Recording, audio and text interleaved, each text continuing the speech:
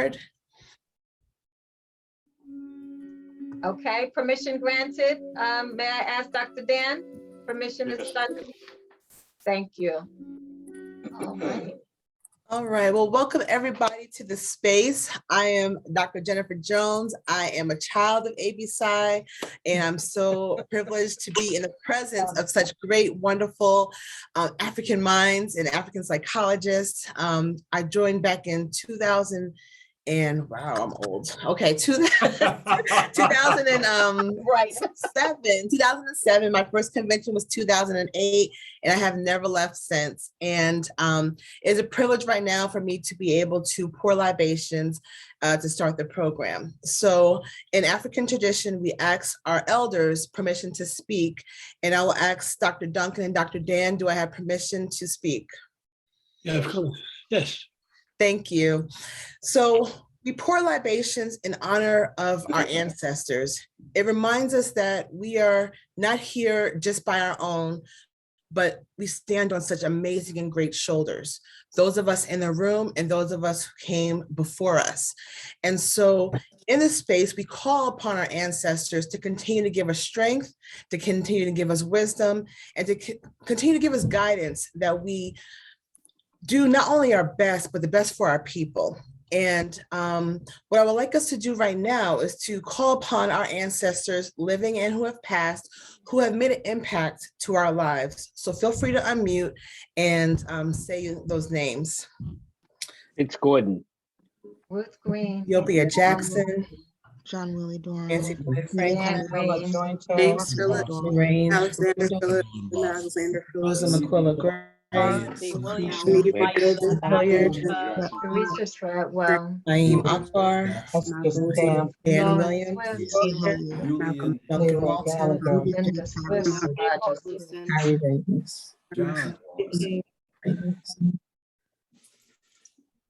And as we say those names in this space, I'm going to just read a little bit about our libations. So give me 1 second. So we call upon our ancestors far and near, fathers of our fathers, mothers of our mothers, to bear witness to what we have done. And by their example, to continue to inspire us to make progress and achieve morally and socially at our highest potential. We pour this libation to bring into our midst their wonderful spirit, radiating their great wisdom, courage, dedication, and unyielding commitment to live ethical and productive lives. It is in their honor that we pour this libation. Ashe. Ashe. Ashe. So we don't want to take too much time away from the magnificent program we're about to have. We have a couple of announcements. One, if you are interested in joining NJABPsi, the NJABPsi, feel free to, I'm going to put a couple links in the chat as we go, to just go to our website and fill out the form, not right now, but after the program. And let's see, hold on 1 second. And just fill out the application and pay the dues. It really goes to help our students. It helps us keep this wonderful organization going. And we really value all of our members. Last year we had, I would say, our highest membership. We had almost 70 individuals join. Wow. So we are very excited that we are growing upon growing. And so if you want to be a part of this growth here in New Jersey, please feel free to join us. The other thing is we love to support our students. They are our future. I used to be the future, but now I'm the present. But our future is sitting in our midst. We have some winners of our Lawrence Houston Scholarship here. You can wave your hands. I can't see everybody, but I know I saw Devante. I see Crystal. I see Sakina. And so we give a scholarship to our students in honor of the Dr. Lawrence Houston, who really valued nurturing our students, understanding that they are the next generation. And so right now there's an essay contest going on. Save the date, March 11th. It's a Saturday morning from 10 to 12. We will be celebrating these students, listening to their words of wisdom and their essays, and gifting them with 3 scholarships. And so I'll put some links in the chat if you're interested in donating. Every year we give out a little over $1,000, and we will do this virtually. It won't be in person due to kind of the pandemic going on, but we just really appreciate any way you can help us support our students. So I'm going to turn it back over to Dr. Monique Swift. All And right. just sit back and listen. Awesome, awesome. Thank you so much, Jen. Thank you for opening up. And again, welcome to all the folks who are here. We are more than delighted to be hosting you and just excited about who we're going to be hearing from today as our featured speakers. And so welcome to our first chapter meeting of 2022 entitled Recollections of the Association of Black Psychologists, National and Local. And so I want to first introduce our board to you all, because we do have people who are not from ABPsi and may not know who we are. So I myself am Monique Swift, and I am currently sitting as president of ABPsi. Truly an honor to be serving this organization in the way that I have. This is my second term, so I'll be going out this year. But I tell you, it has truly been, it has been an honor. You also heard from Dr. Jennifer Jones, who did the libations. So she also does the libations, but she doubles as our treasurer. Dr. Jennifer Jones is amazing in so many ways. She's like our wisdom keeper. She's the most senior person in the organization, that on the board. She knows about ABPsi, both from a national level and a local level. She recently completed a term serving on the national level as recording secretary with Dr. Theopia Jackson. And at the same time, she was holding it down with ABPsi as an executive officer as well, at the same time incubating beautiful little babies. Okay, so Jennifer is like the bomb. So thank you. We're thankful to her. I also want to introduce Dr. Barbara Prempeh, who is our vice president, and she is a force to be reckoned with. Dr. Barbara Prempeh is, in so many ways, I actually connected with her early after her graduation when she completed her doctoral work. And when I tell you, she is somebody who hit the ground running and has not stopped yet. She's determined, she's focused, she's goal-oriented, she's committed, and she has really helped this organization to grow in so many ways. She's doing amazing things right now that we can't wait for the organization to be involved with, like the grant, which you'll continue to hear more about. Well, we're so grateful to Dr. Barbara Prempeh for her service. Thank you so much, Barbara. And certainly not least, I want to introduce our recording secretary, is Dr. Krista Molyneux. Dr. Krista Molyneux is fairly newly minted, but she's getting a lot of seasoning real quickly. She started with us as a student, and she now is on the executive board as our recording secretary. She is bright-eyed, bushy-tailed, but she's highly efficient. She's responsive, she's organized, and she is really been a gem so far, and we're looking forward to more things. Those emails that you're getting that have been color-coded and pretty, consistent and all that, that's her.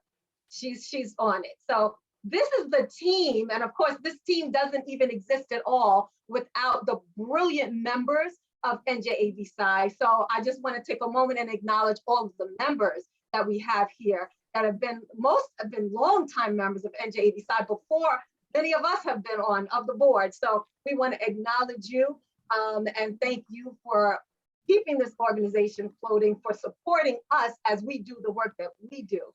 Thank you both. Thank you all. And so I think we did the announcements already. And I also want to acknowledge, though, in being here, one of the people, when this idea was being formulated, somebody jumped up and was like, let's make this happen. And that was Dr. Charlena Sears. Dr. Charlena Sears, a longtime member of ABPsi, she is always ready to put her hands in whatever is happening and make it grow and make it beautiful and make it what it is. And so thank you, Dr. Charlena, because when this idea came about, she went to work and individually started calling people who had not been around for a while and tried to get them to come and be with us today so we can share space and be with one another again. And so thank you, Charlena, for what you always do, making things better. So thank you for that.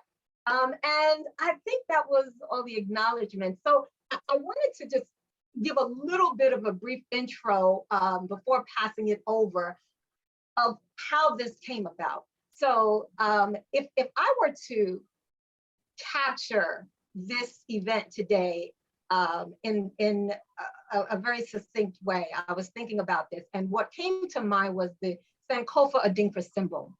And the Sankofa Adinkra symbol, as all of us or many of us know, means to go back and fetch it, right?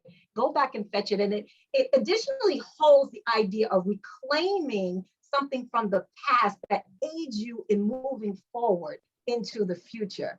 And that's what we're doing here today. That's what today is about. And so Sankofa, right, to all of us, as we hear and receive what we have, the gems and the jewels that will come from Dr. Dan and Dr. Nichols, that will aid us in going forward. And so the specific inspiration came about when I received an email from Dr. Dan Williams. And this email, I'm going to quote the email. It said, very few psychologists under the age of 75 know anything about the founders or the elders. He went on to list names of some people. It's not an exclusive list, but African wisdom teaches us that we are not dead until our name are no longer mentioned, right? And so I want to take a moment to acknowledge all of those that Dr. Dan listed in this email and know that there are many more as well. Many of them are not with us on this side of life any longer. So I'm going to mention their names first. Is Dr.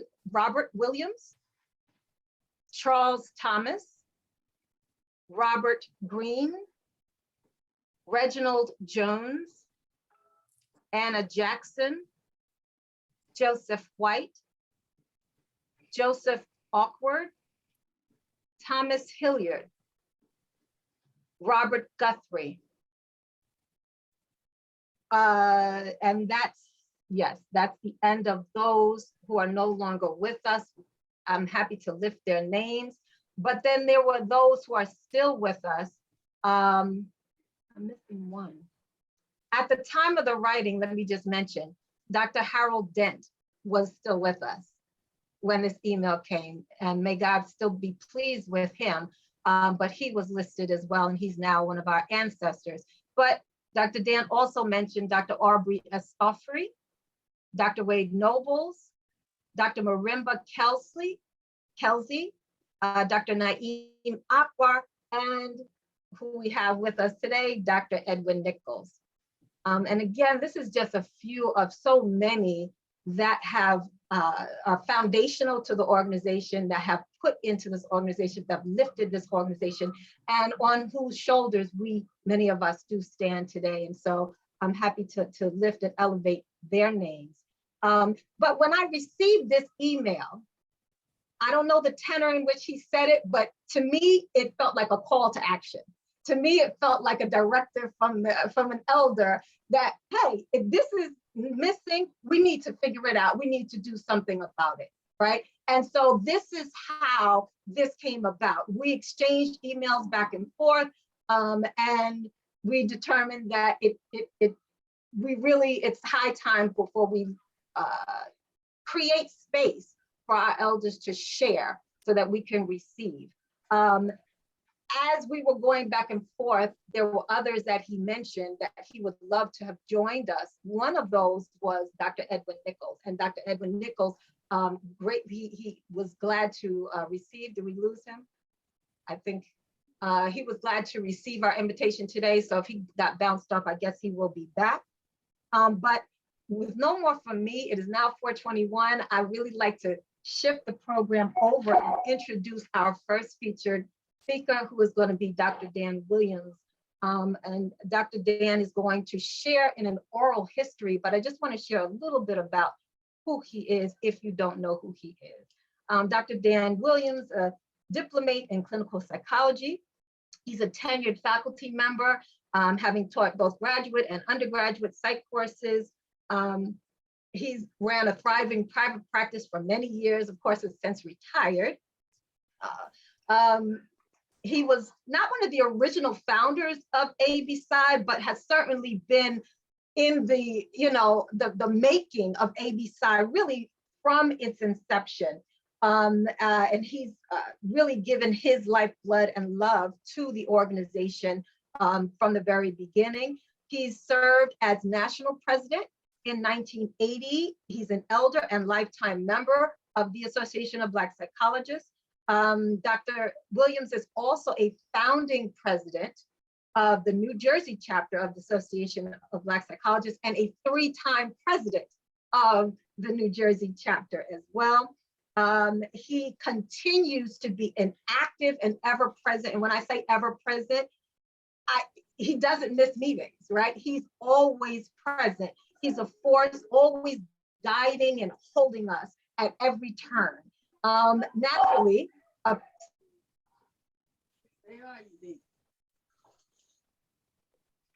as bright as it is, he has a rich legacy. And part of that legacy, I would be remiss to not acknowledge, is his daughter, Dr. Denise Johnson, who herself is an accomplished psychologist in her own right and also a treasure to the New Jersey chapter of the Association of Black Psychologists. So Dr. Dan has been, and he continues to be, a gift to us at NJABPsi. Myself, the executive board, and the members of NJABPsi are happy to share this gift with all of you today. I'd like to turn the floor over to Dr. Dan Williams for our oral history. Thank you. Thank you. First thing I'd like to do is acknowledge my elders. I'm an elder, but these guys are older than I am. Aubrey Escoffrey is the oldest member of ABPsi. He resides in Norfolk, Virginia. He is 98 years old. Mariba Kelsey, K-E-L-L-C-Y, first name Mariba, is 95 years old and originally was from Cincinnati. Now he's out of Atlanta, Georgia. And then we have Ed Nichols in that group because he's my elder too. And the 2 youngest elders in ABPsi on a national level are myself, and I'm 88 years old, and William Thomas out of Bay Area, who was 86.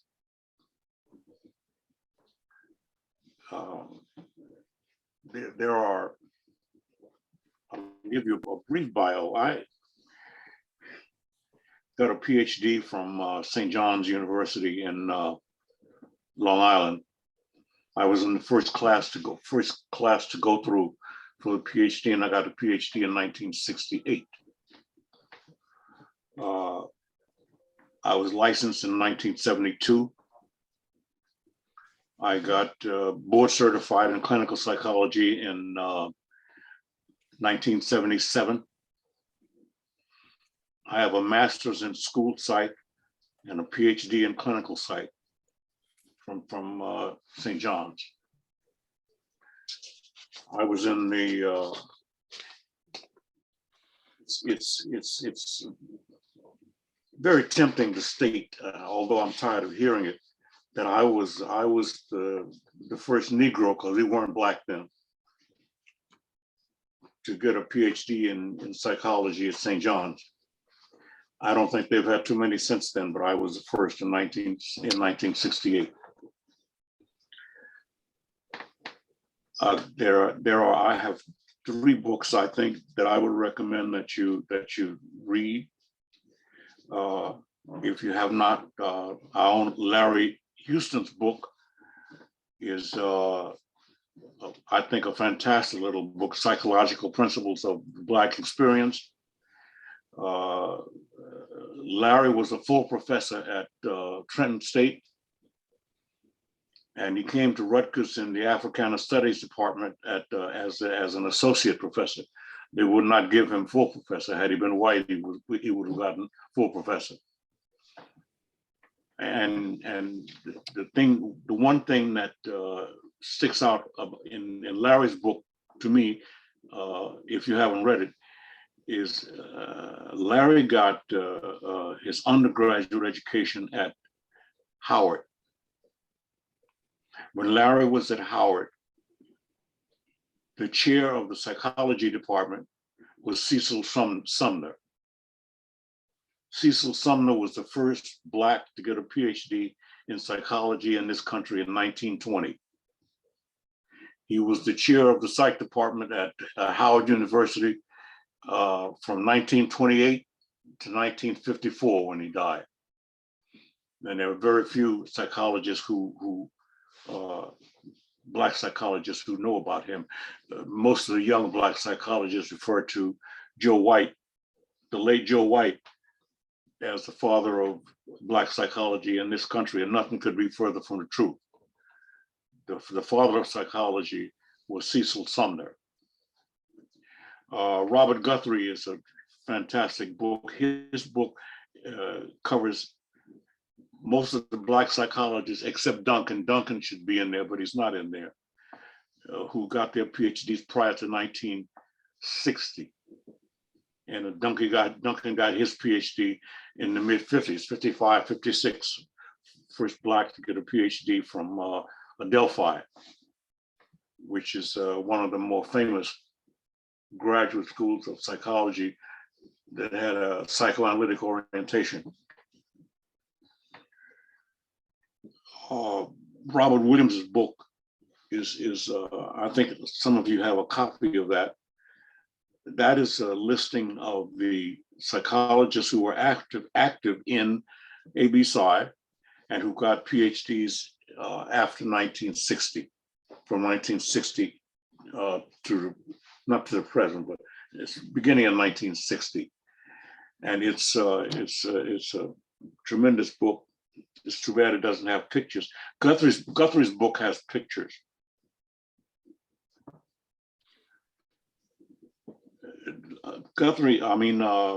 Sumner was a mentor of Larry, and Larry never talked about him that much. He does devote a few pages to Sumner in his book. So if you have access to it, you should read it. I was not at the 1968 convention when Ed and those other psychologists met. I had just gotten my doctorate and was preparing to go to teach at Montclair State, where I taught for 30 years before I retired.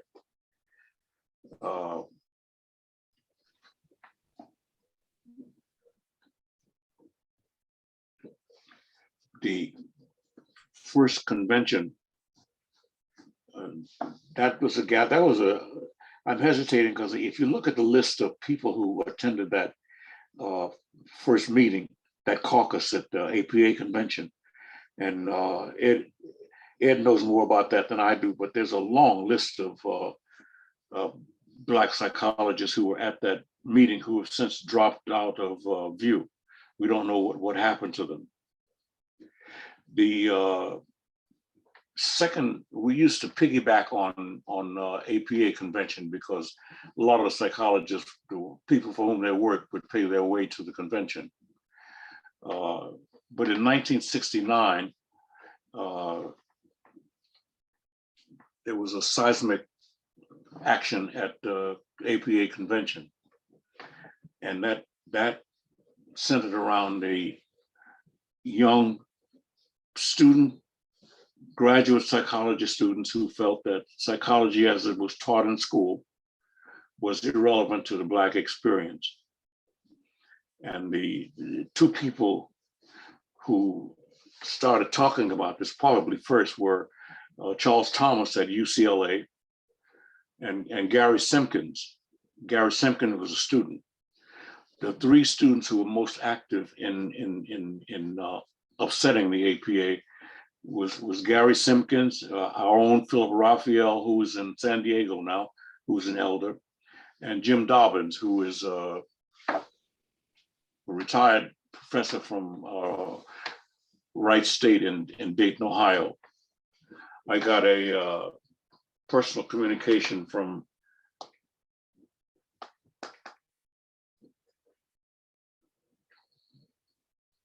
Jim about the students. He says Gary Simpkins and Philip Raphael who were part of the original action that got the Black psychology movement off the ground. They had an article, they wrote an article that appeared in the American Psychologist in 1970. And essentially what they did was at the 1969 APA convention, as the president-elect was making his presentation, these young Black psychologists, Raphael,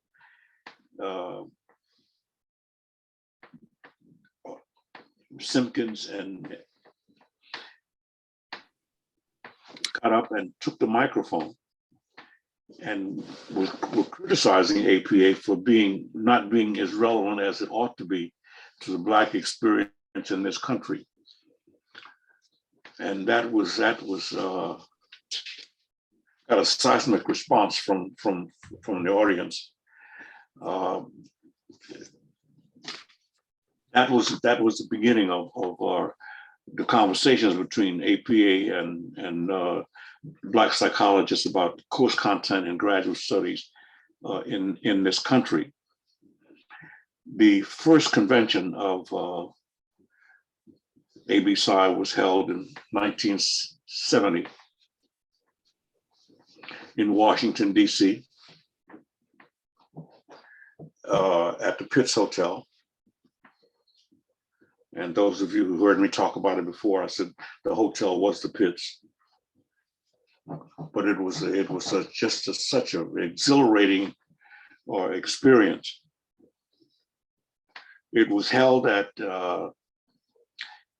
anti-poverty program that was directed by Marion Berry. And I'm sure most of you are familiar with that name, who eventually became the mayor of DC. But it was called Project Pride.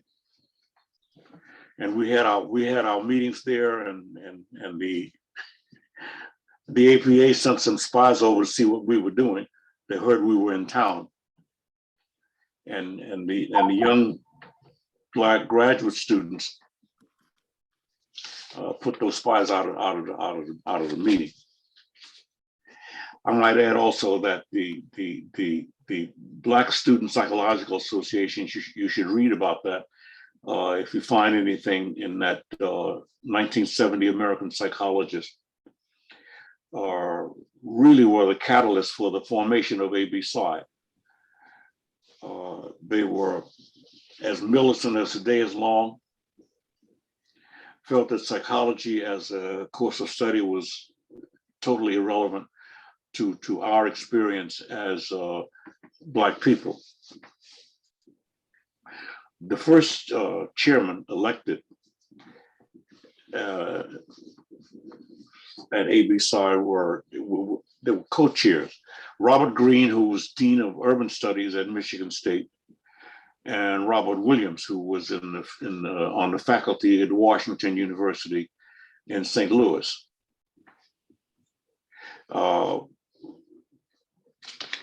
We didn't call them president at that time, they were called co-chairs. And I have a sneaking suspicion because later, after we had begun to form, the FBI used to open our mail in DC because they thought that we might be subversive. And I always thought that maybe the fact that the leader of the organization was referred to as the chairman, like Mao, that maybe that stimulated some suspicion. But the co-chairs were Robert Green and Robert Williams, and the title was changed to president later.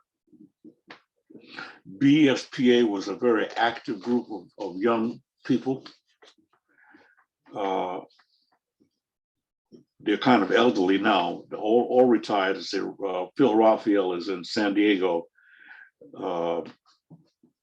and he's an elder.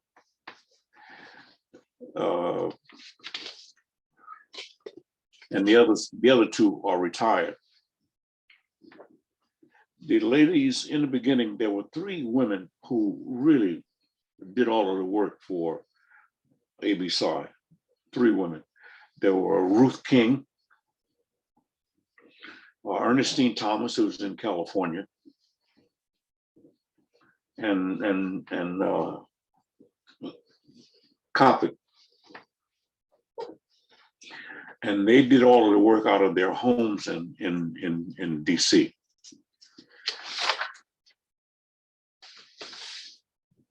Ruth King was probably president of ABPsi 2 or 3 times. She took the first president of ABPsi to become a president of a university was Alvis Adair, became president of a religious university in somewhere in the South. I forget where it was, but he had resigned his position, and Ruth King took that. In the beginning, when we had our conventions, we would piggyback on APA, and I said the reason for that was that many psychologists have their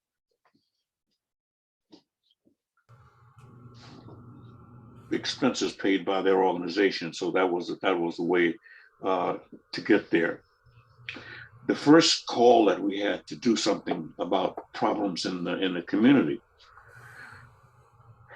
was, I don't remember the year, but there was a string of killings, young Black male boys in Atlanta, and well, we convened in Atlanta at the Pascal's, which is still in existence. Pascal now has a restaurant at the airport in Atlanta. But that was the first call to really get involved in civic affairs for ABPsi. I might add, though, parenthetically, that Robert Greene, who was at Michigan State, was a close friend of Martin Luther King. And so he had always been involved in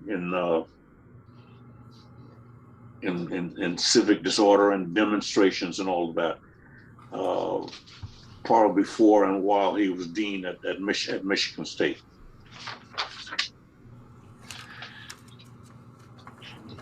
I became more active, and this was due to the urging of George Jackson. I became, I guess, secretary. I don't remember the year, but I was treasurer under Wade Nobles and Tom Parham, and became president in 1980. An interesting thing happened in 1980. I was sitting in the office in East Orange, and I got this telephone call from this lady, obviously white, said to me that she was Rosalind Carter's appointment secretary. So I thought that somebody was joshing me. So I said to her, yes, and I just got back from the moon.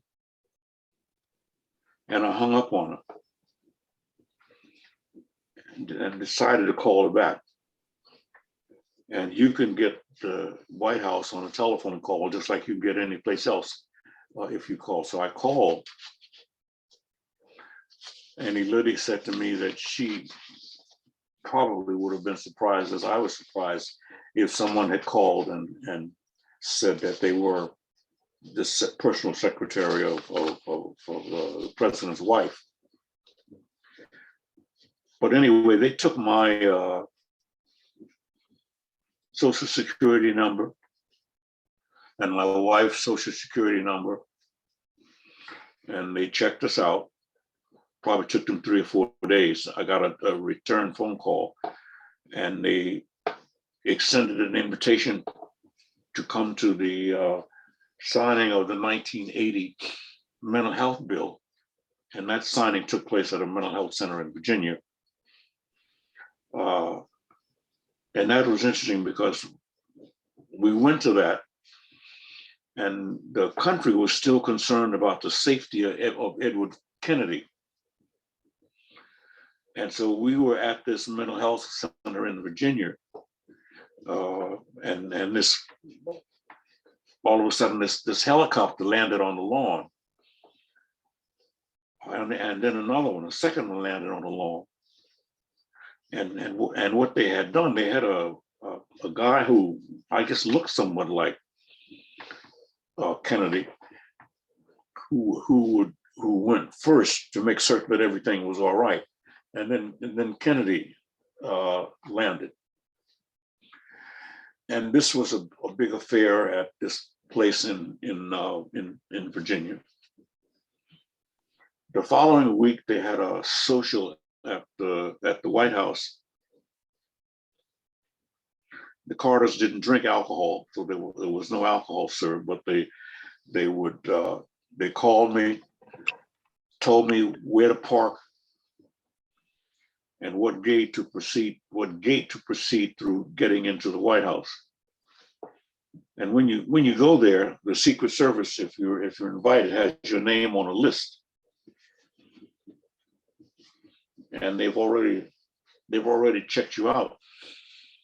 But we went there, and this was a social affair, very different in that, as I said, that the Carters didn't drink any liquor, so it was a very it was a very nice affair. That was in I forget the month, but it was 1980, before Reagan took over, because I think Reagan won the presidency in 1980. Dr. Dan? Yes. Please pardon the interruption. We have just a few more moments left, and I was hoping that you could maybe briefly speak about something you've had many experiences clearly over the years, an aspect of your experiences with the association that maybe you're most proud of, or that is the most outstanding. And if you could share for a few minutes on that, and then I'd like to also shift the floor over to Dr. Nichols and then open it up so folks can ask questions of you both. Is that okay? What is that you want me to do again? If you could just briefly touch on an experience that you've had in connection with ABPsi that has been most outstanding to you, or something that you're most proud of.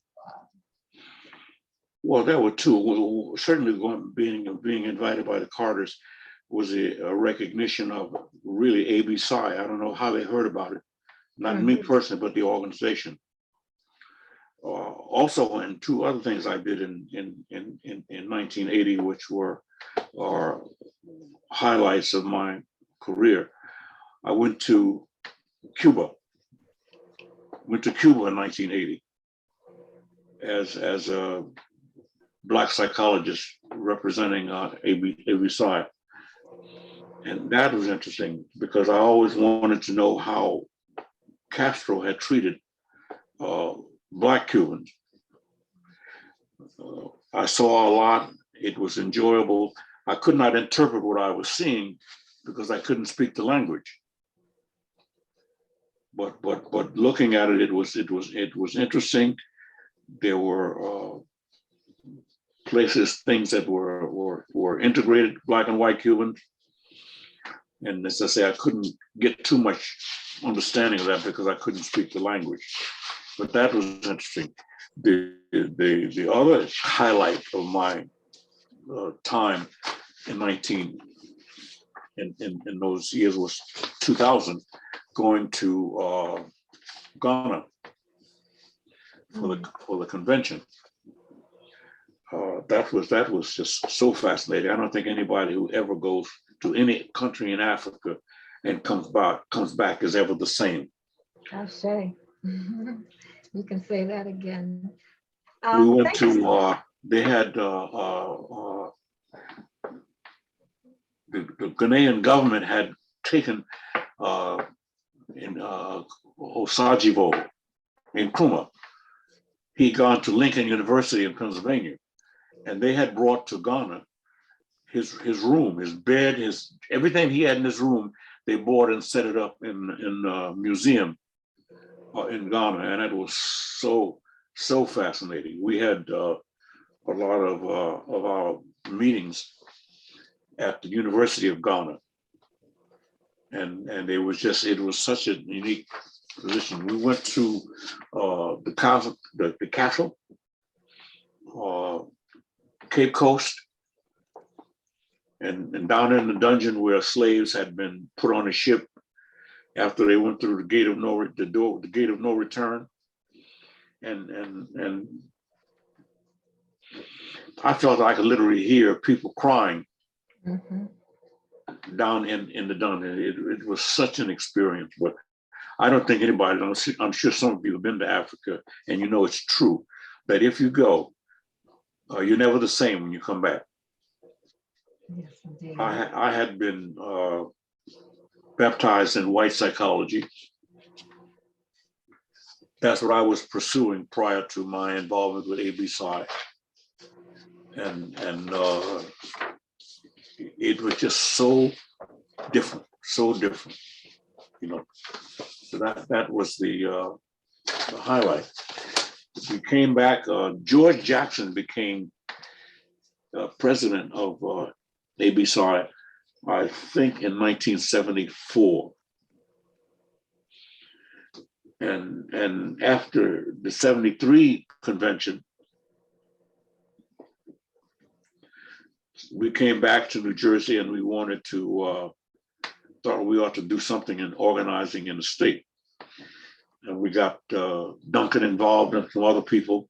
And we had our first organization meeting at the home of George Jackson in Orange. And the initial people at those meetings were Mel Gary, Duncan, George Jackson, Al Ramsey, Evelyn Harrell, Jeanette Thornton, Elric Murray, and the late Gerald Jackson and Terry Scott Myers. We had two of our members go to medical school out of ABPsi, ABPsi. That was Jeanette Thornton and Elric Murray. Murray is an OBGYN man in someplace in Somerset County now. And Jeanette went to practice in a little town outside of Albany. And I looked her up a couple months ago, and I got a obituary. I didn't know that she had died. And I'm not sure it was her, because there was also a white woman by the same name, Dr. Jeanette Thornton. But and Murray became a GYN doctor. But other people we had Paul Tillman, Gregory Davis, Deborah Moore, Joyce Harrison, Adrian Harrison, Swan Brown. Swan Brown was a graduate student from New York City who was in Duncan's program at Rutgers, and she was the first member that we had who died. I don't think she ever got her doctorate at Rutgers. I don't remember the year it was, but we wanted to get Duncan on the Board of Psychological Examiners. And at that time, Eldridge Hawkins was the chair in the assembly of the Judiciary Committee. And we got to him, who got to Brendan Byrne, who had just been elected as governor. And instead of appointing Duncan to the board, they appointed me to the board, which was not what we were after, because Duncan was always our elder. We also tried to get Mel Gary and Duncan faculty in Gazette, and that obviously was not a success. We just were not organized the way we are today. I think today the executive board and Monique, you could deal with any issue. We were not organized that well, so we could not deal with those issues in the way they should have been dealt with. But ABPsi has come, NJA ABPsi has come a long way. With each president, the organization has been better. And right now, the current executive board and Monique, I think you all have been absolutely outstanding in the programs and the things that you've done. And I'll let Ed Nichols take over. Thank you, Dr. Dan. Thank you so much. And I know there's so much more that you can share, that you do have to share.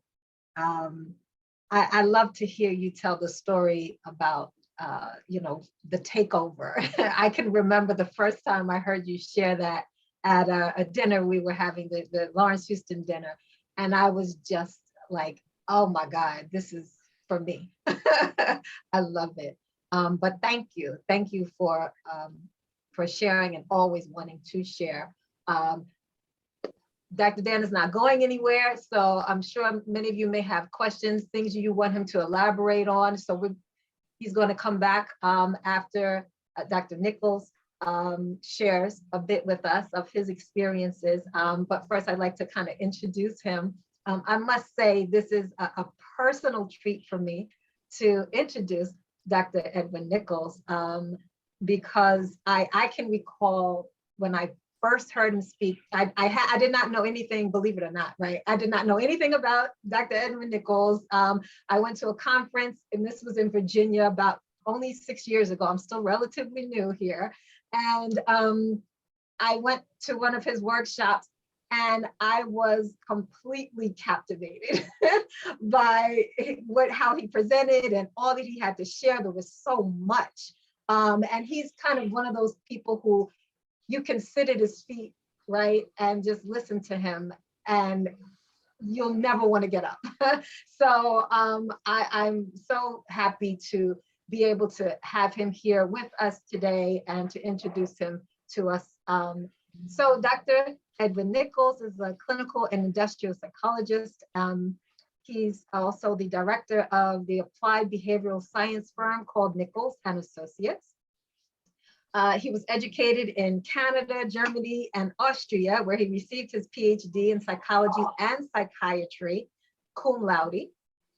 Dr. Nichols is an extraordinarily accomplished professional.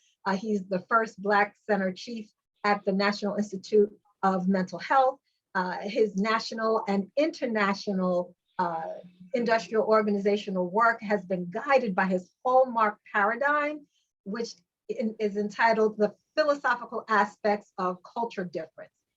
He first presented this in 1976 at the World Psychiatric Conference at the University of Ibadan, I hope I'm saying that properly. I can remember when I first was acquainted with this framework that he had, it just made everything make sense to me. It was like so much clarity. So I'm so thankful to him for the work that he's done to bring us this clarity. We can certainly go on and on and on about Dr. Nichols and his accomplishment. He has a very rich professional career that is still going, still very prolific. He is an ABPsi elder. He's a lifetime member, also a founding member and lifetime member of ABPsi. ABPsi currently actually has a new grant that they're hosting in his honor, in his name. It's called the Dr. Edwin J. Nichols Cultural and Diversity Grant.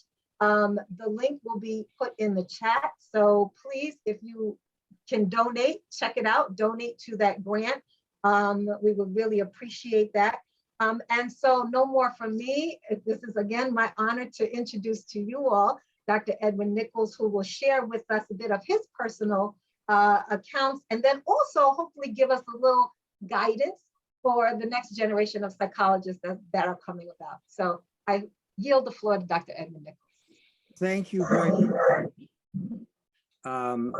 First of all, I want to thank all of you in the New Jersey chapter of ABPsi for the honor and privilege to address you, but especially to be in the presence of my esteemed colleague, Dr. Williams. I have been a part of this organization since its founding, but the history that he gave you, I would really recommend that you permit him at some point to record him both visually and auditorially so that you get all of this wealth of information, because he said some things I didn't know, and some of them I didn't even remember. So you have a treasure, a real treasure, and we lose treasures because we don't record them, and now you can do it visually. So that's the first admonition I would give to you, to recognize this, this treasure, this real ABPsi treasure that's right in your hands. And I hope that you're able to do that and collect all that data and information that he has, because a lot of those things I didn't remember, some of those situations I wasn't a part of. So now let me tell you about Nichols. My home is Detroit, Michigan. It's not the Detroit that you know. It was the Detroit I grew up in. I'm 90 years old. It was a much more civilized place at that time, highly cultured, and very respectable people lived there. Ta-da. Okay. When I came along, to get into a PhD program was extremely difficult. First, I wanted to be an industrial psychologist, and I was in the Michigan National Guard, and in 1950, we were called to active duty to go to Korea. So from 1950 to 52, I was in the United States Army. Now, why we didn't go to Korea, these are little things you need to know. We had Black officers that had been in World War II. And at that point, in spite of what Truman had said to integrate the Army, the generals and so forth did not want to do that.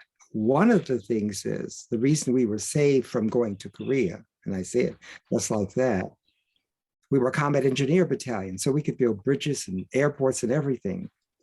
But that was not as important to have in Korea as to have our Black officers over white officers in combat for the first time in American history, and we didn't know who would kill whom. So what they did, now here's another thing, in order to have the South fill their quota for the number of men that were going to be drafted into the military, they selected only Black men. Very few white guys went through. Maybe if you made someone real angry, then you would go through. So here at White Fort Lewis, Washington, in just out of Seattle, were all these hundreds of and thousands of Blacks coming in. And at the base, Fort Lewis, they didn't know, what are we going to do? What are we going to do? So they assigned us, 1279th Combat Engineer Battalion, to be a training battalion, which meant you kept them for a couple of weeks. You trained them and they went on to Korea. Finally, they decided that they would send us to Germany for occupation.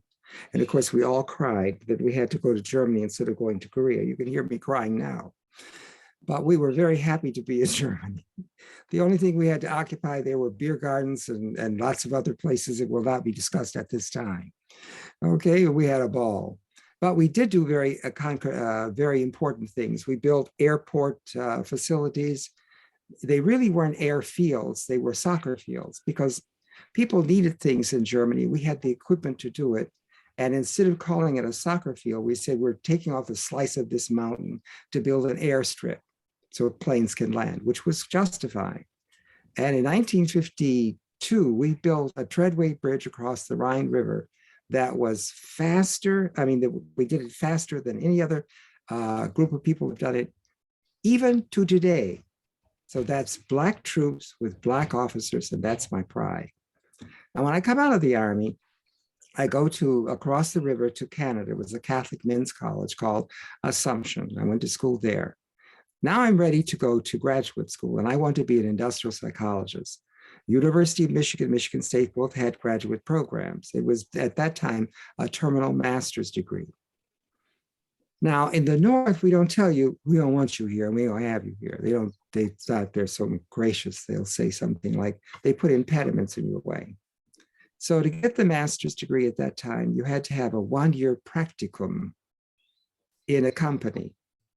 In 1955, no white company in the whole state of Michigan would take Black Nichols, veteran, into their company for the practicum. Instead of the university saying, we will find you a practicum, we will create a practicum for you, they said it would be unfair for us to accept you into the program, realizing that you could not fulfill the requirements for graduation. Now, how long did that situation last? It lasted literally 20 years. How do you know, Nichols? Because 20 years later, I was at the University of Ibadan in Nigeria. I was sent there to develop a child's clinic for psychological assessment and evaluation of children, because the university, the government had said all children can go to school free. That was something that you don't have very often in Africa, because kids have to have uniforms and pay tuitions and so on. By saying all can go free, you have all these children. Now, which ones are going to be intellectually capable of going? So it was my task to develop an intelligence test. Now, if you think that was the same responsibility that Benet Simon had to fulfill in France back in, what was it, 1890, all right? So I'm trying to do that, but the difference is you have tribes in Africa, they all speak different languages. So for an example, if I ask a child, what is this color? And you showed them dark blue, dark green, brown, black, dark red. They saw the word they use is dudu, which means black. Now, if you don't recognize, you would assume that they don't know colors. But anything that is dark is called black. So these cultural differences I had to tease out. And if you go far north where the houses are, those children know so many colors that they'll pick up something and say, oh, this is fuchsia. Now, in their own language, of course, but it's that kind of understanding about what's going on. So what I'm going to share with you is that when our organization started in the late 60s, early 70s, what we were struggling and trying to do were two things. We were trying to get recognition of the issues that Blacks have that need to be addressed psychologically. And we were also trying to separate ourselves from that organization because it was not meeting our needs and it was reinforcing the racism that was going on in the country. Let me give you an example. If you are going to give the Wechsler intelligence test to a child, and the child scores higher on performance, on verbal than performance, you give them a very high mark, they're very intelligent and so on. But the reality was that Black children score higher on performance than they do on verbal. So now how do you compensate that? What do you say about that? Well, you say that when children score high on performance, they are sociopathic. Now, how many children are rated as sociopathic do you see how racist that is? Now, when you study philosophy like I do, in my paradigm, I make it very clear that our children are holistic thinkers, and they use critical path analysis to resolve an issue. So if you go back and you see the little king, where they have him doing different things, the pictures there, the children have to arrange them in logical sequence. That's cut to the chase. And the fact that they looked and got the big picture, so you're talking, a child is saying the big picture and cut to the chase. or holistic thinking and critical path analysis. So those are the kinds of things that we were trying to get and to clear out all that. Now, let me give you another one. Erica's in Great Britain. When children come from the West Indies directly to Great Britain, in the intelligence test that they may ask a child, a small child, what color are oranges? Well, if you grow in the Caribbean, oranges are green. They don't know why you call them orange because they're green, and they're right. Well, now those are cultural things that people that if you're going to give a test, you have to change it around. Now, I was very fortunate. I taught at Meharry for 5 years, and the young people that I taught psychiatry to, I trained a couple of psychiatrists at Meharry. The others went to other places, became psychiatrists.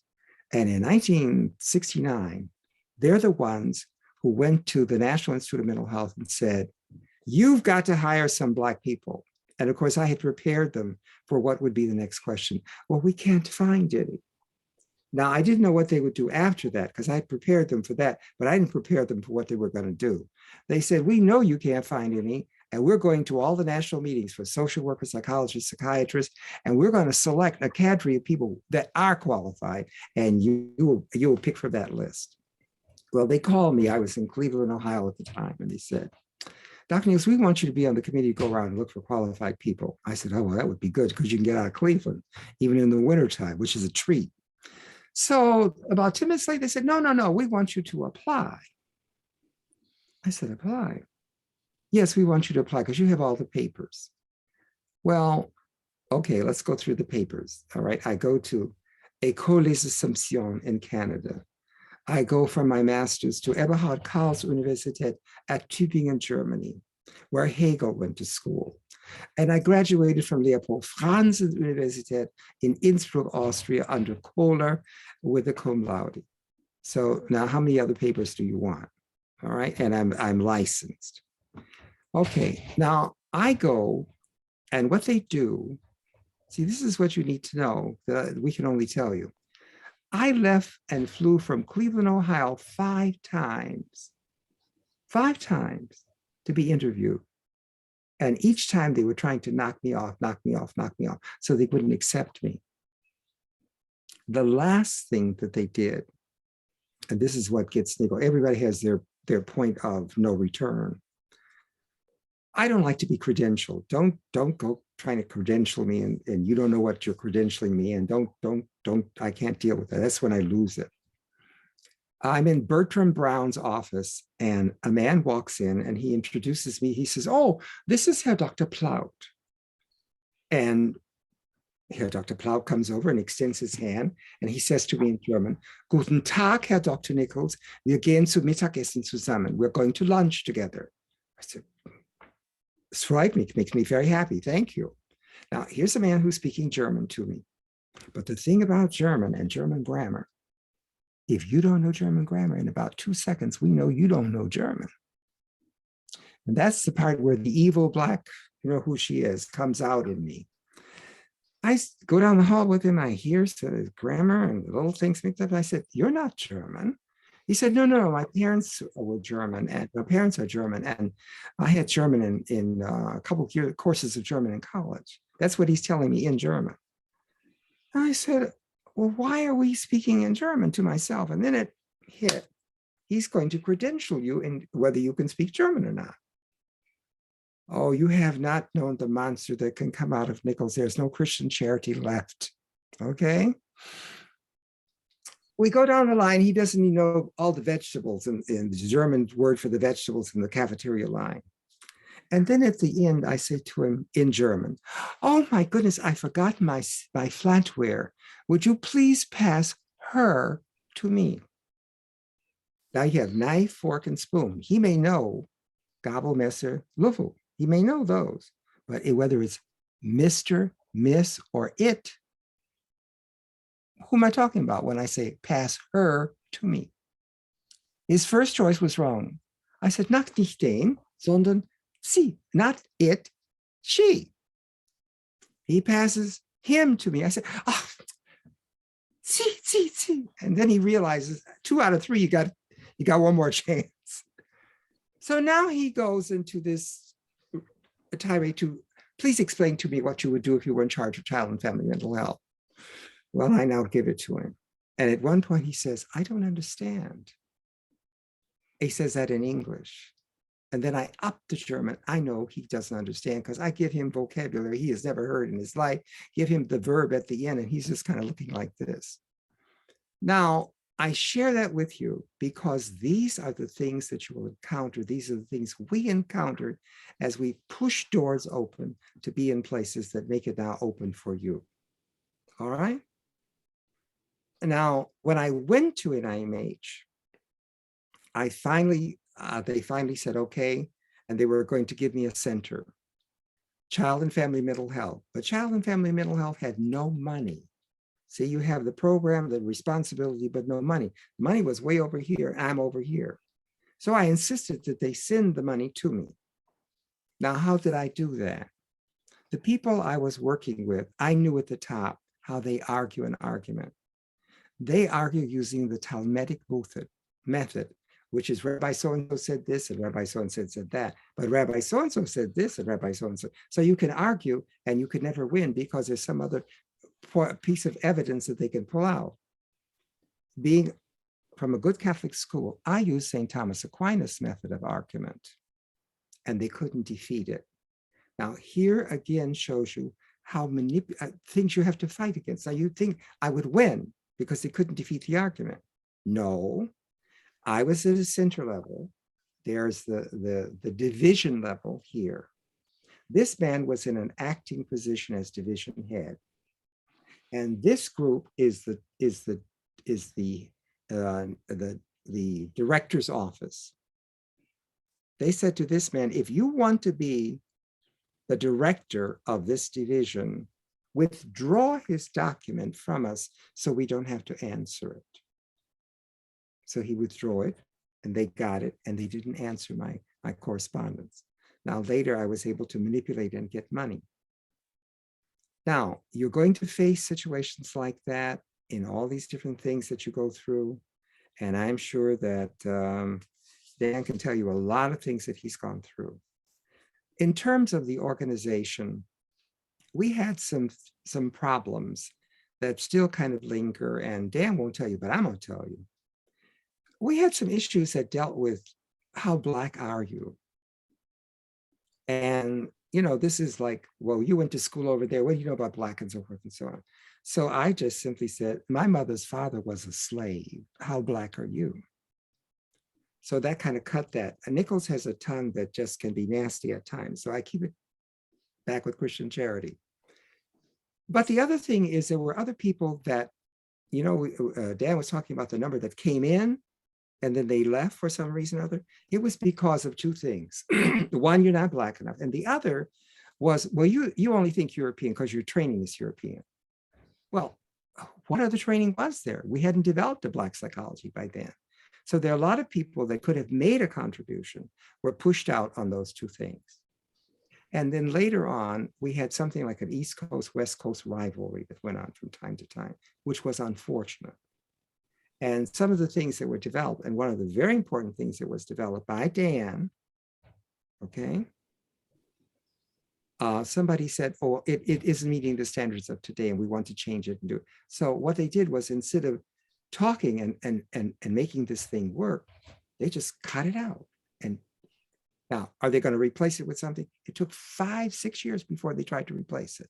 And it still isn't the same quality of what we had here. So these are the things, these little in-house fighting things that we do, okay? Now, Erica opened a boot camp saying, we have all these psychologists that have things and information. Before they die, let me put them into a program and I'll bring them into a program that we have in England. We had people here who said, oh, no, you can't do that. We want to do this ourselves. She's had a program running for 2 years. Do you think they've done anything here? Does anyone come and talk to Dan and said, let us build an hour, 2 hour, 3 hour program of documenting what you know and what you're saying? Anybody come to Nichols and say that? No. But cutting into her program because they didn't do it. These are very, very bad things in the organization. And when we talk about the future, and I'm going to talk about the future is in your hands, and all of these crazy, divisive behaviors have to go. Because when people say, I've had enough, and they drop out, they never come back. He spoke to you about Ruth King. Ruth King was president. Later, when she left there, she came and she was my secretary for Nicholson Associates.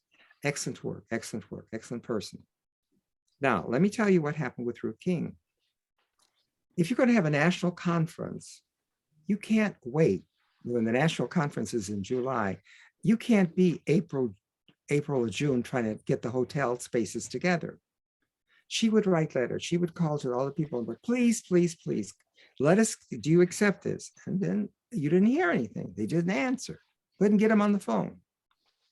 She took the initiative to say, I'm going to put this into effect now. And she did that. Oh, they were upset. Oh, you're taking too much authority. You shouldn't do this. Now, they're not doing what they're supposed to do, but they're always arguing with somebody who takes the responsibility to do it. And those are very destructive things that we should not permit ourselves to do that. We have to stop that and all work together, all work together, all work together, all work together. Now, in the axiology of Black people, our relationship is the most important thing. That is the highest value for Black people. Not this object over here, which is European. It's this relationship. And if you do something that treats me as less than equal, you have treated me with disrespect, and that destroys the relationship. Now, when you look to see why Black people that were here that aren't here now or are angry with the organization, is because the organization treated them with disrespect and destroyed the relationship, and they sit off to the side or they don't have anything else to do with it. So my plea for the future is, don't get in these little nitpicky kind of things. You're trained as psychologists. You don't do all these little things. If you see something coming on that's your neurotic pattern, back off and say, oh, that's my neurotic pattern. I'm ready to do something crazy again. You know what your neurotic patterns are. If you don't, go to analysis and find out and leave them alone. But those are the things that destroy the crux of our organization. Now, you got a new group of people, young people moving in. They don't know all this bad history. Good, leave it where it is. But be mindful when you see something happening. Say, oh, this is the kind of behavior that was very destructive in our organization, and move those people out of the way. Don't take sides. This group against the other, East Coast against West Coast, and so on. No. Just think, what is the most important thing for the organization? And that's where you move.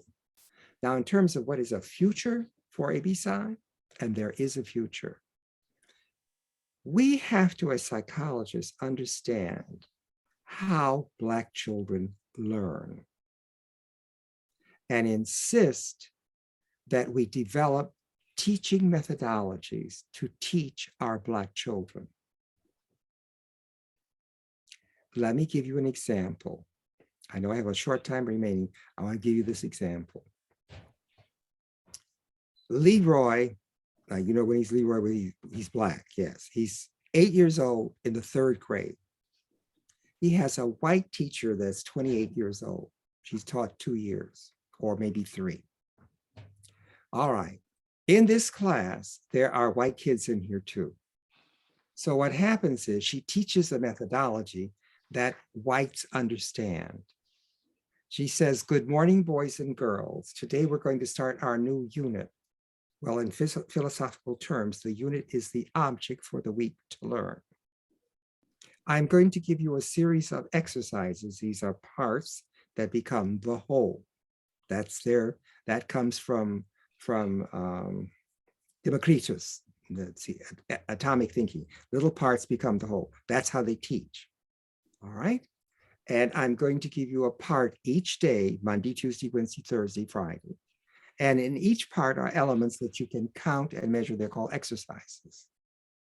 Now that's perfect to their axiology, epistemology, and logic set. But our children go, and our children don't have that set. We are holistic thinkers, and we cut to the chase.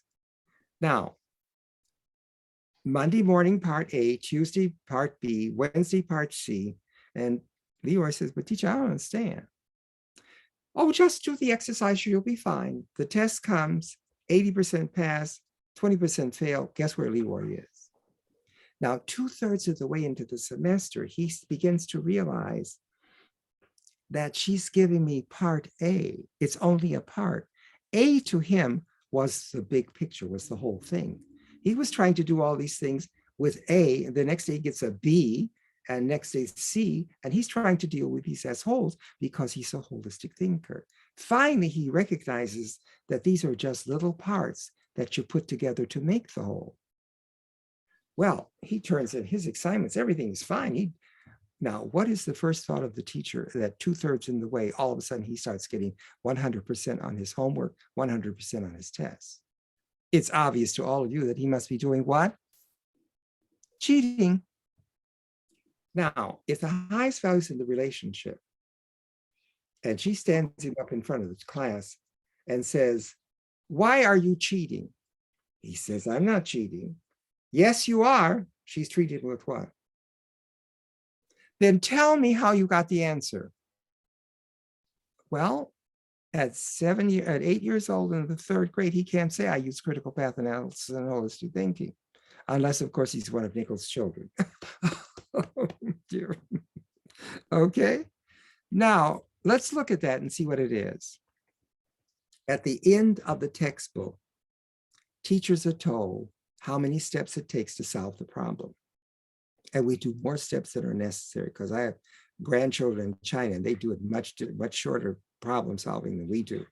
But here's the 7 steps. Now, as far as this teacher is concerned, that's if you don't do these 7 steps, she doesn't know how to tell you. She can't check your homework because she's not that smart in arithmetic. What happens is Leroy did step 1, step 4, and step 7. And Leroy used critical path analysis to solve the problem. This teacher is asking, where's 2, 3, 5, and 6? Well, for him, there is no 2, 3, 5. It's 1, 2, and 3. So when you try to force him into these 7, he's all confused. And of course, he can't do it. And you're justified and say, well, see, now he's going to act out. That's a part of his behavior, because she has treated him with what? Disrespect. And there is no what? Relationship. So with that bit of information, he acts out in class. She puts him next year, transfers him where to get even? Special ed.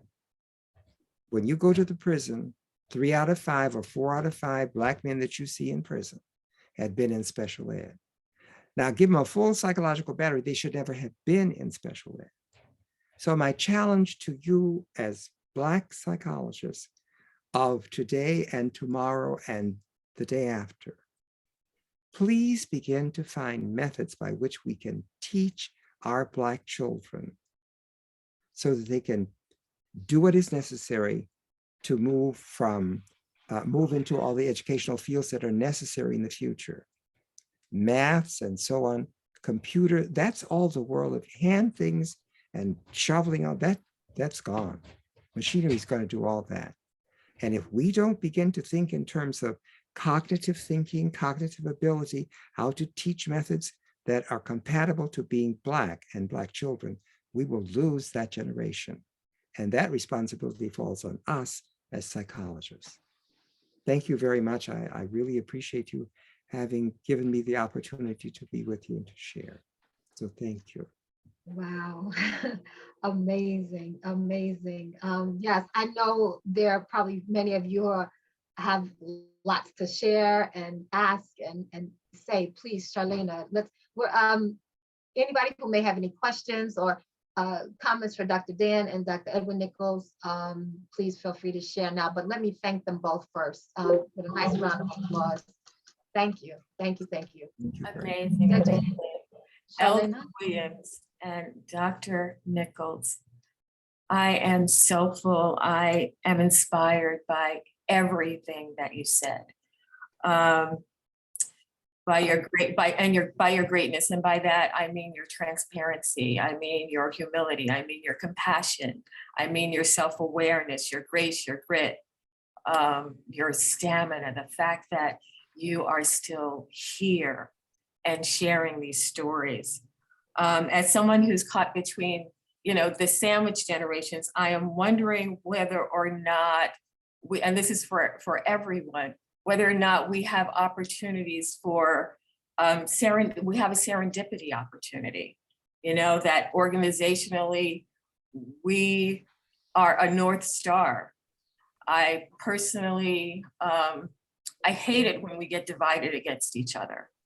I hate it when we are siloed. That is a form of external and internalized racism, when we judge one another and we don't support one another. So how can we organizationally, and this is for everyone, become a North Star? Is there a serendipity opportunity, given your history with the organization and the current state of affairs, the current things that are happening on the horizon now, which is much the same thing, a different form, and then some different things. So is there spotting or some kind of unexpected opportunity so that people of color won't get coded, or so that we won't kind of buy into this whiteness that some of us are better or different, or we have to do it a specific kind of way, as opposed to there are many ways of sort of accomplishing math or some of the things you were saying,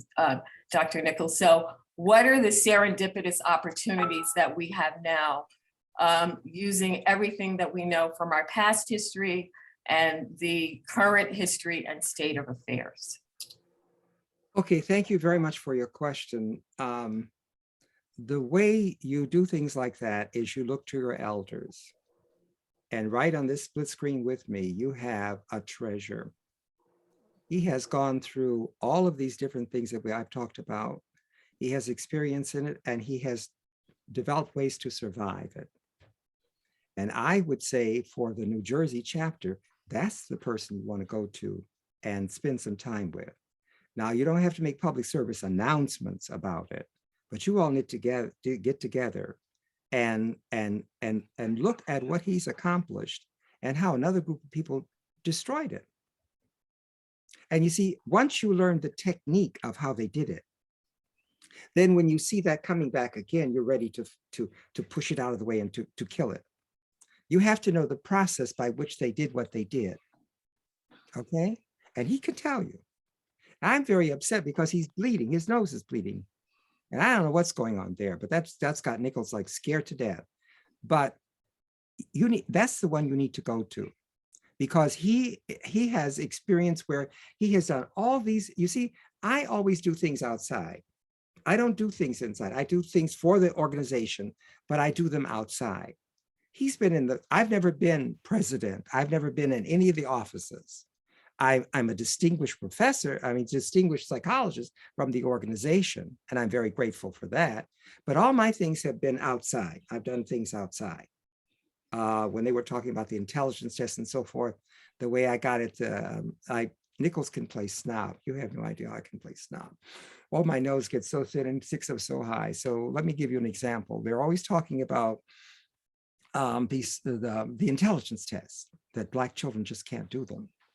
Well, I say, well, it's a matter of class. And so, what are you talking about? I said, well, it depends on where you grew up and what family you lived in. What are you talking about? I said, well, let me give you an example. Who wrote Faust? And of course, they say Goethe. I said, well, that's the 1-point answer. What is the 2- and 3-point answer? Of course, they don't know. Okay, they don't know who wrote the opera Gounod, and they certainly don't know Marlowe in 16 something that wrote Faust. So you see that, and I just kind of say, oh, you didn't know that? All right, let's try another one. You know how if this is to this and this is to this, okay, if paddle is to canoe, if one paddle is to canoe, 2 oars is to what? They don't know the answer. It's skull, sculling with people out there in the river with two oars. They don't know it. So I say something like, oh, you didn't have a sculling team at your college? Oh, how sad, how dreadful. See, because I'm evil, basically. I have to work at it every day. I go to mass at 6:30 to work past it. But you've got a treasure sitting right there in that little room that can tell you and give you some information on how to not get caught in these traps. Because he's seen them over the years where people get caught in these traps, and it hurts when those things happen. Talk to him. He'll tell you. Not a big group, just a small group. Come in, go in where you can go in with him, and let him talk and tell you. Then what you have with your psychology, you have to develop techniques and methods by which you see it coming down the pike, kill it, and keep moving on. You got a great guy right there. Okay, he's right there in your town, in your organization. And he's gone through it. Lord knows he has. That's my advice to you. Now, of course, later on, everybody has their own method. Mine is to be just a snob, I just put white people down just like, oh, didn't you know? Don't you have home training? Oh, okay. Make them just as uncomfortable as I possibly can. Sometimes years ago, they used to come to my house. I don't invite them anymore. Used to come to my house and they'd have so much silver on the table. They would be like this. Which one do you use? I said, well, as I was told by one white lady that had 3 pieces of silver on the table, oh, don't be intimidated by the silver. Just start from the outside in. I invited her and I had some of the silver. She didn't know what to do. I said, just use your admonishment. Start from the outside in, dear. Okay. Don't waste your treasure. You got him right there. Love him and listen to him because he's got a lot to tell you. Lot to tell you. That's one of my friends. Okay. In the dark days, that's my friend. Okay. I say. Thank you. Dr. Dan, did you want to speak to that or respond to any of that? I've always maintained, and I upset people when I say it, that education in this country is a whitening process. If you're not aware of the process, that it's a whitening process, the higher your education, the whiter you are, the whiter you're thinking. Give you an example. They had an emergency down in Atlanta. Black boys are being murdered by someone. We convened at the Pascal Hotel in Atlanta. All these Black PhDs sitting around the table. Do you know what the first discussion was? We need to draw up an experimental design. That is crazy. If you go to a place where there is an emergency, you forget your PhD and you move into existing organizations and you see what you can do to help the situation. If you have something to sell after you help them, then maybe they will listen to you. But it's Western thinking. It's Western thinking. Right? Kids are dying and they want to draw up an experimental design. It's crazy. They may not know about that situation. These little boys were being killed in Atlanta. And they found that they had been mutilated. And they were trying to say that they were being mutilated because they had some gland that would help, that they needed to study. So they killed these little boys, took this gland. And then finally, they said it was some guy that was homosexual. Therefore, everybody was afraid of homosexuals. So it must be this homosexual that killed all these little boys, which is kind of far-fetched.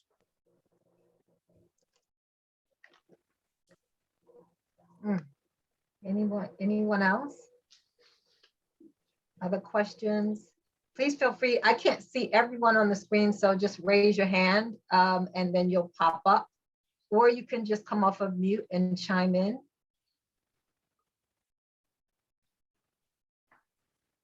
I'm curious, Dr. Dan, have the sentiment you expressed about the truth you expressed about the education being whitening, that the higher you go, are you well enough to finish going forward, Dr. Dan? I didn't hear the question. I'm sorry. I stopped my question. Are you well enough to go forward? Are you okay? Yeah, I got a nosebleed. Sorry. Okay.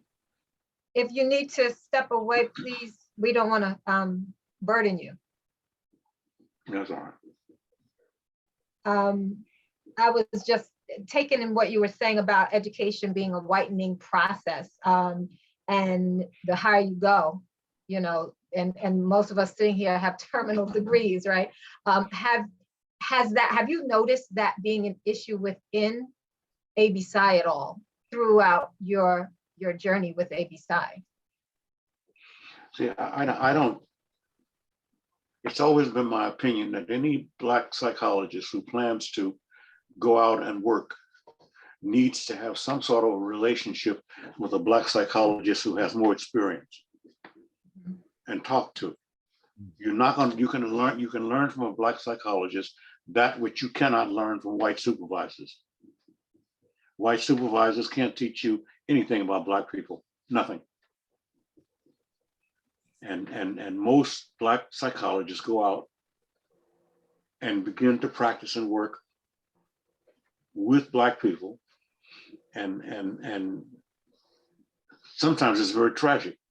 When I went out, I'm not saying when I went out, I used to believe when I first started that I had most of the answers to the society's problems in that little test kit. That's how they teach you.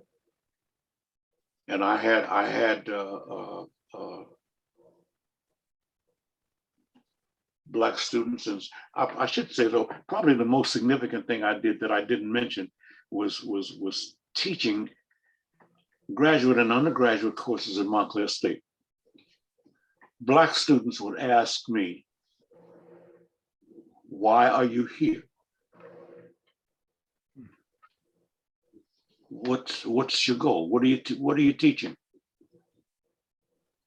And that was the first time I started to examine my training. That my training, all of my training, board certified, licensed, none of it prepared me for what I was doing with Black people. Absolutely none of it. I had the nerve once to, when I was working an internship at Mount Carmel McGill in Newark, to tell a Black woman, mother, that if she didn't follow my advice, she would regret it. You know, it hit the fan. I mean, it was a stupid thing to say. I didn't know any better, and I learned the hard way. And what I learned mostly from the Association of Black Psychologists, my colleagues in the Association of Black Psychologists, and Black students. I did not learn it in graduate school. That's not to say that I haven't encountered white people who were very good to me, who were very helpful. I did, and there's no question about that. There's no such thing as a self-made man. You get wherever you get with the help of people around you. And those people are not always Black. The bottom line is, though, that white people can't teach you anything about being Black. Nothing. Thank you. We have a question from Dr. Eric McGinnis for you all. Please. Yeah, thank you so much for such a wonderful presentation from both you, Dr. Williams, and Dr. Nichols, my Jegna. I've learned so much. One of the things that I wanted to ask about is in the UK, we're having more and more Black people get into clinical psychology.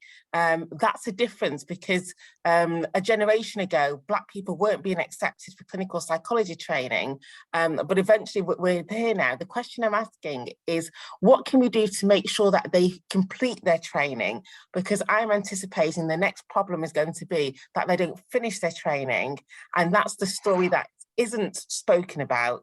The story that is spoken about is the fact that we've accepted more Black people than ever into clinical psychology training.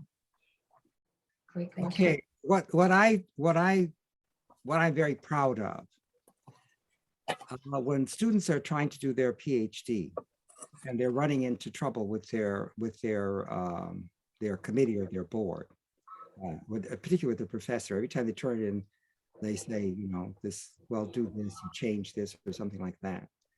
I have been very fortunate, and this is what I say, send them to Nichols, because they come to my house to spend the weekend or a week. I had a guy come from Puerto Rico for 2 weeks. And when we got through with his thing, there was nothing they could say about commas, anything. So senior people, and you are senior people because you all have your PhD, when you see somebody in trouble, you have to get them and make sure that they get through. And that's what, Erica, that's what has to be done there. Because what happens is they will, every time you look up, there's something wrong with what you turned in.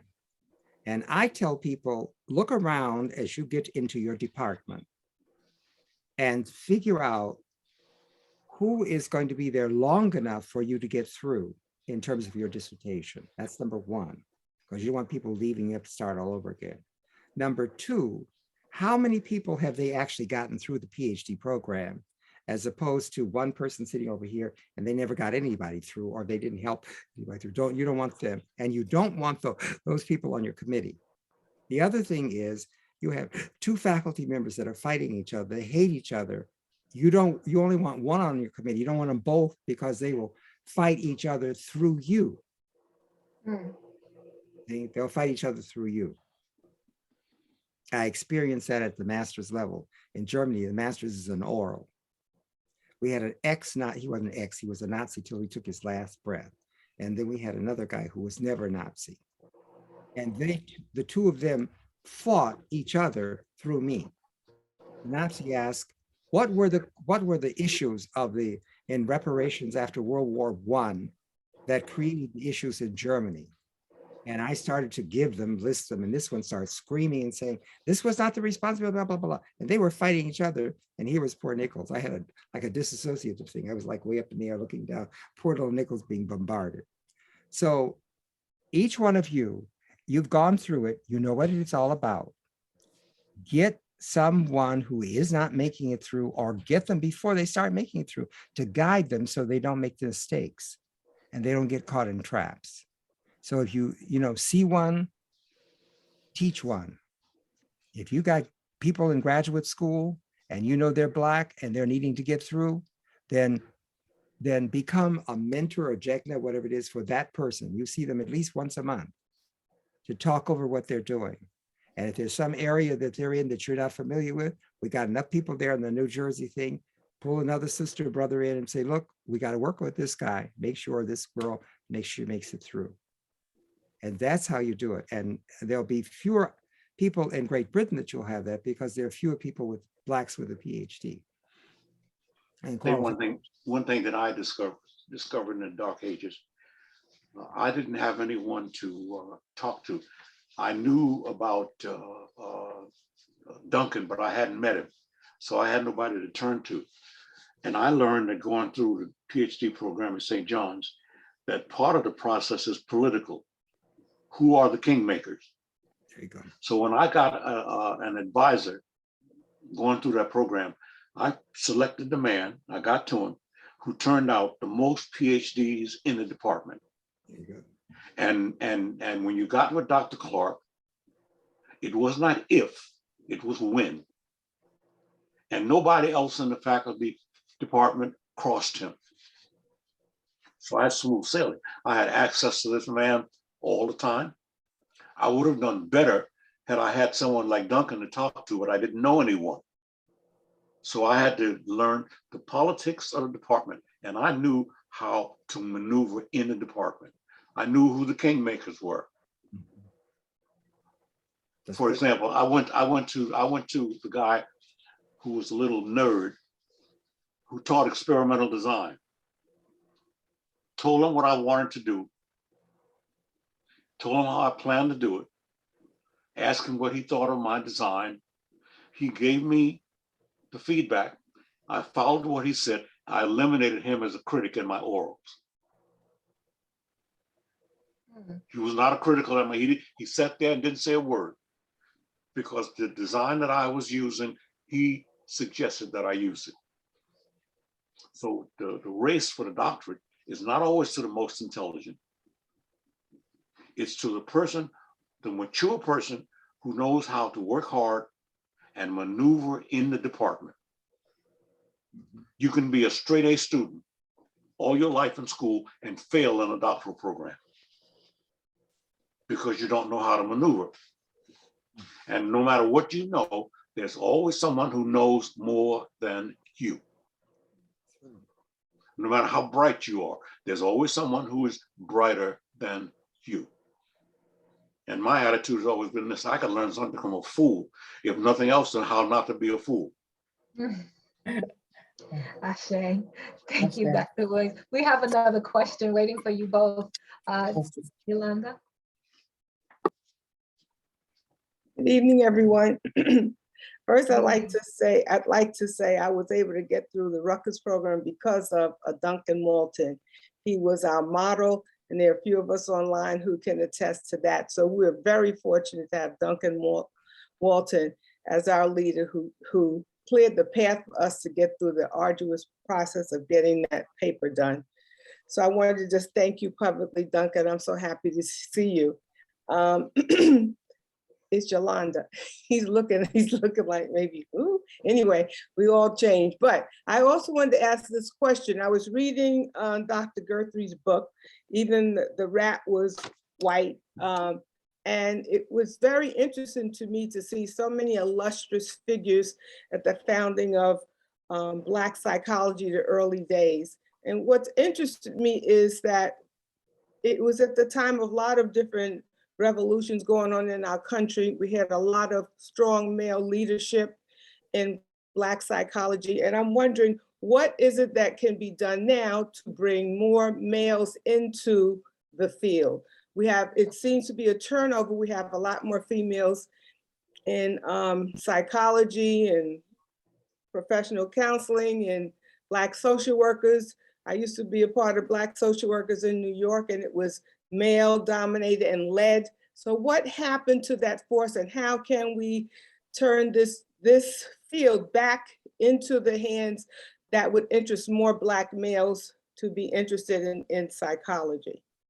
Let me add, put a tangential answer to that. Tell you about that book you refer to. Robert Guthrie was a music major, went to FAMU, met Joseph Awkward, who was the chair of the psychology department, and Joe Awkward was his mentor all through PhD. He started out at FAMU, and he got his PhD because of Joe Awkward. And if he were alive today, he would tell you that. That was his mentor in the background. See, when you get a Black mentor, that person is not always on a staff in your department. And you can't put that down on a paper, because you got to be in the department in order to be an advisor to a student. But if you are a candidate for a doctorate and you are Black, you need to find someone Black who has gone through it to talk to you, to explain things to you that you don't know, that no white psychologist can explain to you. That's networking. That's what you have to do. And you have to reach out to these things, you have to find where they are and reach out to them, and because they don't know that you're available to them. That's the other important thing. You have to make yourself available to them and talk through their experimental design and things like that so they can get in traps. And there's a world of difference. For example, ABPsi, NJ ABPsi, because of my age, I'm a relic. So I step aside and watch what you all do. You do things that I would not do. Sometimes it becomes hard for someone who is younger to talk to someone who is older, because the person who is younger thinks he or she knows everything. And that is absurd. The cradle, the reservoir of knowledge in every group of people is with the elders. Those are the people from whom you learn. Those are the people from whom you get advice, whether you follow it or not. You listen to what they said because they have gone through it. You don't need to keep reinventing the wheel. Yeah, share to that. Dr. Duncan. Yes. What's the chime in? A number of people have mentioned my name. I'd like to say that I want to return to Dr. Nichols. His opening question, I believe, was how can we as Black psychologists develop an ideology that will help young people develop quality thinking? And that's something that I don't think is taught well by anybody, but I'd be particularly interested in his thoughts about how Black psychologists can do just that. Quality thinking being taught. Sir? Okay, well, I was trained in Germany and Austria. And the universities that I attended, in addition to whatever your major was, you had to do philosophy. And so when you study philosophy, and I came back to the States and began to look at all these things that we were trying to do, I developed a philosophical way of looking. And I recognized that we have different ways of knowing, we have different value systems, and we have different ways of reasoning to an answer. And I concretized that and put it into my paradigm. And for people who have seen the paradigm, heard the paradigm, worked with the paradigm, it kind of opens their eyes to the differences. And that has been my contribution to the field. We have a lot of people that work on other details and what have you. But from my way of thinking, if you have a philosophical way to look to see difference, not good or bad, just different, but in what way are we different? Like that little boy that used critical path analysis. He was different because that's the way we solve problems. We use critical path analysis. So once you understand that, then whatever you design for us, you can recognize how that's done. Let me give you one example. The way we teach math in this country is many, many steps to solve a problem. If you look at some of these little things that come on your cell phone from time to time, they show you a quick way to solve the same problem, just like 4 or 5 steps you memorize and you do it. That's how they're teaching in China: addition, subtraction, multiplication, and division. We're still going through these long columns and put this over here and go forward. Well, for our children, all that column and organization is parts to the whole, but that's not our culture. We're holistic thinkers. So give them a frame in which they can see something and work it quickly. That's my contribution to analyze ways of thinking and ways of knowing. And that comes to me through, when I was in Germany, there was nobody Black. I never treated a Black patient. When I got to Menninger Foundation, I didn't treat any Black patients. I treated rich people from California. But when I went to Meharry, everybody was Black. So I had to understand, all right, Nichols, you're not in Europe, you're in a Black environment. What's going on here? And so that's when I began to think, what are the differences and how can I put them in a philosophical construct that will let me know what these differences are, and how can you approach and how can you work with those differences? Because I go back to the philosophical way of thinking. That has been my salvation. And that's been the contribution that I make to help people understand what are these differences. I do it more in industry because or in organization. That's where you have the most conflict, because you have Black people that have done all the tests, all of this, all of that, and the rules change. And they're trying to figure out what's happening to me in this process. That's the best answer I can give. When I was in undergraduate school, the psychology department was in the philosophy department. Mm-hmm. Mm-hmm. I had a background in philosophy all the way through PhD, and I could never understand how anyone without a background in philosophy could get through a higher level psychology program. Having a philosophy background made it so much easier. Made it easier to understand. Okay, let's go. So, wow, this time went so quickly. We are really kind of coming to the end of our time. Again, I want to thank Dr. Dan Williams and Dr. Edwin Nichols for being with us. I also want to acknowledge, we saw Dr. Duncan Walton, who is also one of our founding presidents here at ABPsi. As you heard his name come up quite a number of times, it's owing to him that a lot of people are here today. So we want to acknowledge you as well, Dr. Duncan. I do believe that there's some other people that we should be acknowledging also. We have Dr. Benson Cook with us, our national historian. Thank you. for being with us. Hopefully you got a few nuggets that you can pull away and tuck away for posterity. We also, Burroughs Boston, I don't know you, sir, but your name came up quite a number of times. And so I want to acknowledge you as well. And thank you for being part of the fabric. Is there anything that you want to say or share? Or? Oh, I appreciate the opportunity to be with you all today. It's been fascinating. I've learned quite a number of things that I didn't know about New Jersey ABPsi, and we'll be sharing them with people who I think deserve to know. Yes, sir. Yes, sir. Thank you so much. Thank you. Thank you. I see Dr. Cook, you came back. I don't know if you wanted to say a word or two. Yeah, I was taking notes, so I got off camera to be able to throw my papers all around. I just want to say this was really quite a learning experience for those who are not aware. I am the current historian for the Association of Black Psychologists. And Dr. Williams, I've been trying to reach you, and I hopefully will be able to. But in gathering the history of ABPsi, which I presented on a number of occasions, which I'm putting together to put together a final 53, possibly 54-year history of our association, what Dr. Nichols said is really important. It is critically important that you gather the information as quickly as you can. I just want to give one quick example.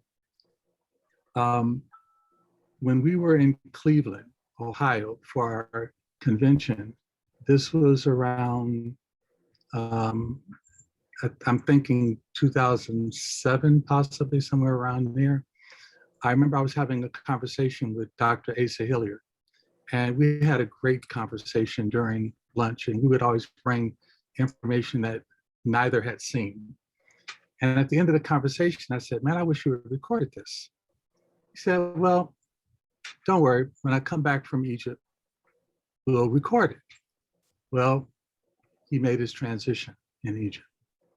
And so for me, it became important then that I create what was then called the ABPsi DVD Archive Project. And it was at that point that I began, some people thought I was kidnapping people, but anytime I saw an elder or a founder or a leader or a thinker of ABPsi, old or young, we grab them at the door of the hotel and take them into a hotel room. And we would basically sit there with Hal Fairchild doing the videography. We would cover, the cost of that particular room.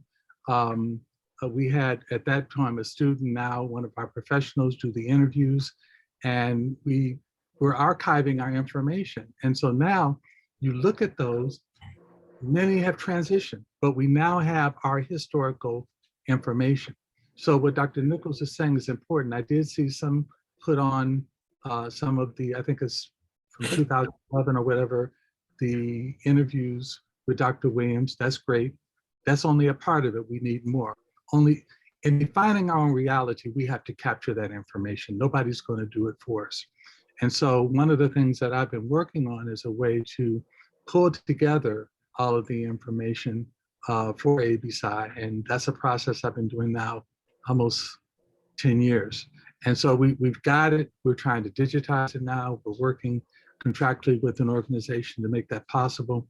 But the work that you all do now, here and now, is important. There's some others who we know are elders. There are others we know are great thinkers. Take the time to, and with this information, and I'll close, it makes it all the more easier. You no longer have to have a movie camera and all of that, in a special room. Now you can just do it on Zoom. You can do it on WebEx. You can do it on Blackboard Collaborate. There are a number of different ways now that you can do this so that we can save this information. As the historian, I would strongly request that you can send it to me as the historian at ABPsi to gather the links to this. I have a lot of email addresses. I think that was b.cook@abpsi.org. And that way we can put it as a part of our archive. but it's critically important. And Dr. Williams, I hope you'll be okay. I've seen you also. I've been very concerned about the nosebleed situation. But I just want to say thank you, Dr. Swift, for making this possible. This was a great opportunity for us to learn from those who've been here about who we are. The Adinkra symbol basically is a Akan symbol that speaks to the importance of recognizing there's nothing wrong with going back to fetch something that you lost, because if you don't know where you've been, you can't know where you are, and you will be ill-equipped to know where you're going. And so, that's critically important for us to understand. I took more than 5 minutes, but thank you. We needed that. Thank you so much. Thank you. Thank you. You said it. I was resonating in my mind that history blesses us with vision. And so this is so important, not just once, to do over and over. And like you said, capture it. And we're grateful that you're doing the work, Dr. Cook, that you're doing. I'm reminded of a proverb that says, when an elder dies, a library is burned down to the ground. That's no small statement. That says a lot. It says a lot about what each person that we heard from today is holding in terms of wisdom and experience that will light our paths as we move forward. So we do hope that you were able to take away some light, and that we will continue to do so. I would be remiss, though, if I did not take a moment to just acknowledge two other members of our board, the committee heads, actually, Dr. Patrice Dow Nelson and Sarah Elizabeth Phillips, who are just recently transitioned outside of their roles as membership and membership chairs. And they did a phenomenal job. Those of us at NJABPsi, they were working hard in the background to keep us looking good, and we appreciate them. We thank you for the work that you have done. I also want to acknowledge Sakina, who is currently a student. She's our student chair, and she also is doing phenomenal work as well in working with the students, and we appreciate her. And so that being said, I hope I'm not forgetting the acknowledgement. Everybody here it deserves to be acknowledged for something. But in respect for time, I do want to let us go. Team, is there anything more that I've forgotten? Please, I don't want to step on anyone's toes or insult anyone. Okay. All right. So with that said, thank you so very much, everyone. Have a blessed rest of your evening. And may the ancestors continue to be with us. This video will be available on our YouTube channel. Okay, Dan, Yes. put an ice pack on the back of your neck so that'll stop that bleeding. Okay. We'll keep the Feel space better, open for a Diane. few minutes if folks want to just holler at each other. Holler away. Okay. Yeah. Hey, Burris, how you doing? Dr. Duncan. Real Hi, good. Duncan. Thank you. You. Good seeing all of you. You're giving everybody nervous conniptions here with that nosebleed. Oh,